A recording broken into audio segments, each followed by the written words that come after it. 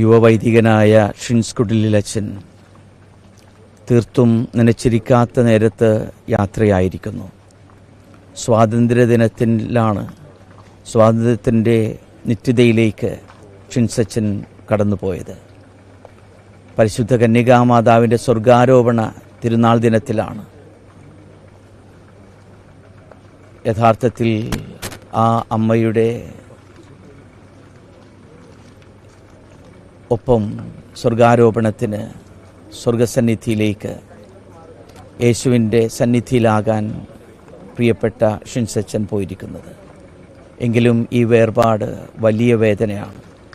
തലശ്ശേരി അതിരൂപതയ്ക്കും പ്രത്യേകിച്ച് പാമ്പ്ളാനി പിതാവിനും എല്ലാ വൈദികർക്കും എടൂർ ഇടവകയ്ക്ക് പ്രത്യേകമായും കുടിലിൽ കുടുംബാംഗങ്ങൾക്കുമെല്ലാം കണ്ണൂർ രൂപതയുടെ ആത്മാർത്ഥമായ അനുശോചനം പ്രാർത്ഥന അറിയിക്കുന്നു.